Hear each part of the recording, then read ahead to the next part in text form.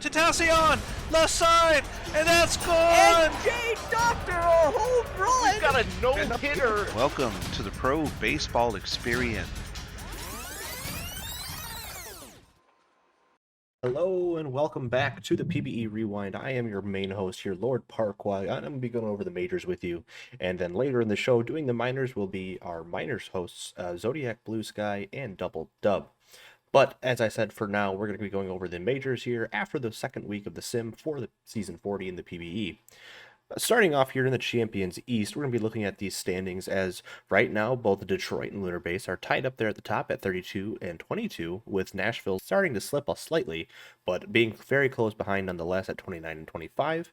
Moving over to the West, we have a very close race there at the top with 33 and 21 for NOLA, moving up into first place over DVS, and DVS falling back down to second with that 32 and 22 record. Really outside of that, Cancun and Seattle have a very long way to go if they would like to catch either of those or get a wild card spot over Nashville, but very good side here on the West. Now going into the Legends Conference here, we have in the East, the Voyagers still atop there, 37 and 17, but we've seen some big movement here as excuse me, as Buffalo has really started to kind of fall, which is very surprising as they were kind of be considered in the top third there. With Providence moving all the way up into second place and OBX finally getting to 500 there in third. Moving over to Legends West, we have San Antonio atop there, 30 and 24, with Vancouver and Maui really kind of starting to fall behind as now they are still both under 500, and the San Antonio is really going to start getting their claws sunk into that lead position at this rate as both Vancouver and Maui continue to be under 500, which is going to make it very difficult for them to try and get a wild card spot as the East really has potentially 3 or 4 contenders for playoff spots. Now we're going to jump over to look at your hitters and pitchers of the Sims here. And right now for the Legend side, we're going to have Snyder and Whiskey Fuse as your top hitters for week 2. It's always good to see get over that Schneider line, but he has had a very fantastic week this week. And going on to pitchers, Cesar Azawaje is there once again as he continues to have a fantastic season. But then another OBX battery mate there is Gianna Morgan, who has also had a fantastic sim this week. And they are our 2 dominant pitchers for the Legends Conference. Now moving over to the Champions Conference in week 2, we have, again, Max Power continuing to be there for our batters here as he continues to have a fantastic season, absolutely destroying the ball. And he, at this pace, I think it's very possible that he could get up there in the record books as one of the most home runs hit in a season. So keep a lookout on that. And the other side, it's going to be Keegan Halverson, who's had a very good second week here as well. Moving over to the mound, we have Quentin O'Quarters from Detroit taking that spot, as well as Allegra Macarena of LunarBase. Both of them had a very, very good second week of the sim here to keep their teams in the run and in the playoff race. Moving over now, we're going to be looking at the players of the month for both sides here. All right, and then sticking in the champions for the players of the month. For the month of May, our players of the month, the batter of the month is going to be going to Max Power, as you could assume, as he has had a fantastic start to the season. The pitcher of the month is going to be Jethro Tull of New Orleans.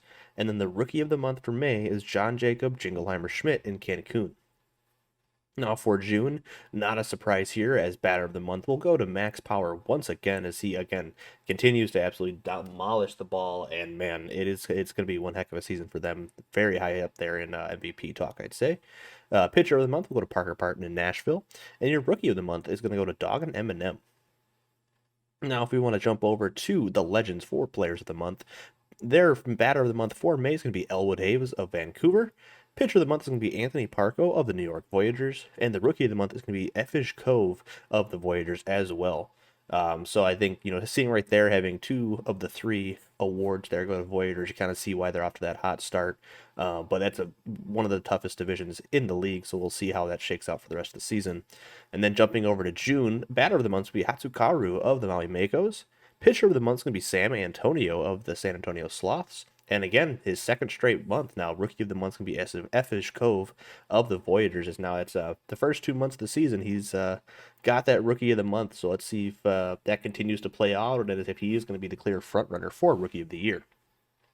And then lastly here, we're going to go over real quick some of the all-star selections and just kind of show you guys who has all made it. I'm not going to go too in depth, obviously, as there's lots of folks on these teams. But first off here, let's take a look at the Champions Conference and their all-star selections. And then, I mean, it's always one of those things where it's always fun to see who has their first, their first here, their second there, and sometimes the people that are in the All-Star game consecutively and over and over and over again. So it's definitely a fun experience for these folks. All right, now after we've got a little view here of the champions, let's jump over to the Legends Conference. Yeah, saying you see a lot of different names there, a lot of names you're familiar with, and then a lot of some newcomers as well there that are kind of surprising folks that they've had pretty good seasons, especially the likes of Schneider when no one expects him to ever be good, yet here he is, an all-star, one of the best users in the league, of course. All right, and then now we're going to send you over to a quick commercial break, followed up by the miners. We'll be right back.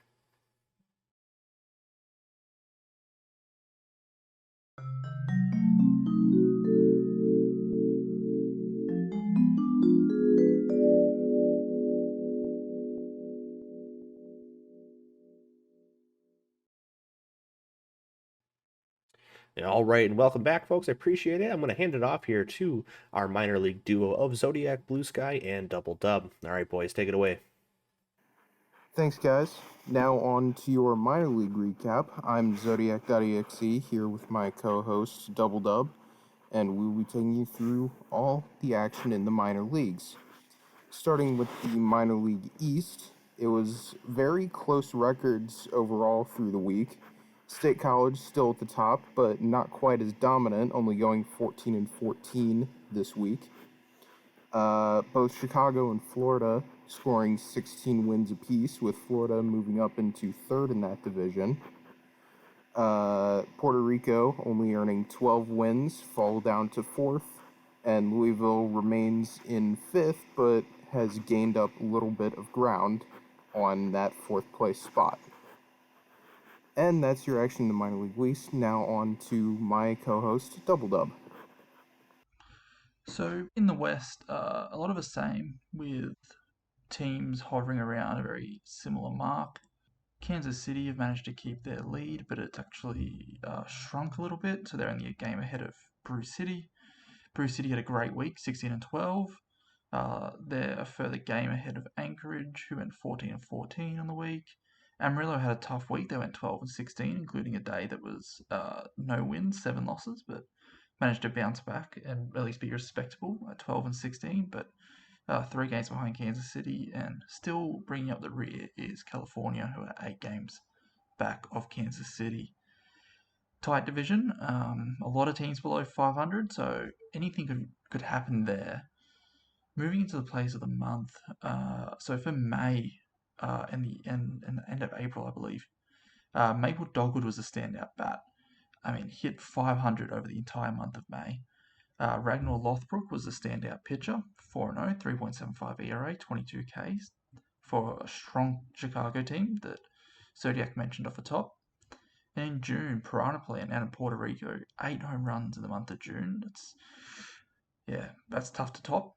And Apollo Hyde, rookie, 4-0 in the month of June for Florida, who's been quite strong recently.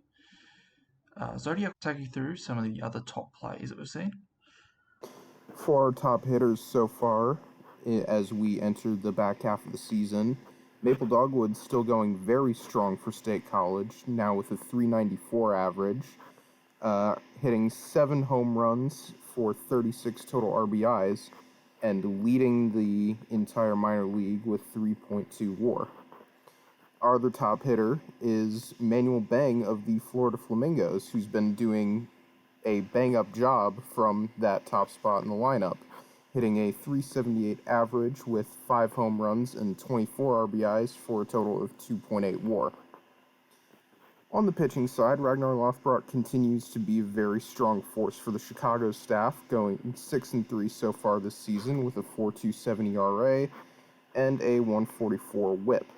This is totaling for 1.9 WAR. And a familiar face from last season in our top pitchers in Ryan Knock for the State College Swiftsteeds. with a 5-1 record. His ERA isn't quite where it was at this point last season, but a 3.2 is still extremely strong. Along with a 1.32 whip, it's enough for a tied 1.9 WAR at the top of the pitchers. But our first interesting game of the week is unfortunately a pitcher's nightmare, as the Amarillo Armadillos and State College Swifsteeds scored 15-14 in a game. Amarillo scored 8 runs in the first 2 innings, which gave the starter for the Swifsteeds, all of the girls you loved before, a game score of 0.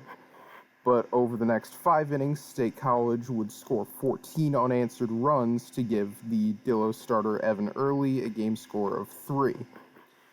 But at the end of the game, the Dillos would score 7 in the final 2 to take a walk-off victory, with Cash Thompson getting the walk-off sacrifice fly. But pitcher's nightmares aren't the only things we're talking about this week. We've also got a hitter's nightmare to discuss. DoubleDub, would you take us through that, please? Yeah, so on the 26th of May, Ryan Knock, who we just mentioned, having a strong start to the season, he threw 7.2 innings of 1 hit ball against California. Later on, Scott Sterling would come in and wrap up the rest of the match with a 1.1 innings pitch for the rest of the game, and yeah, that was basically all the offense in that game. Was that everything else that we wanted to talk about, Zodiac? No, I believe that'll do it. That's your minor league wrap-up for the week. Back to you guys in the Majors booth. All right, thank you guys for watching the PBE Rewind here for week 2. We appreciate it much. And as always, if you are interested in joining this project, please let me know, as we are expanding the team and looking to get more folks on board for every position we have available. So if you're interested, please let me know. But until next time, we'll see you guys next week. Have a good night.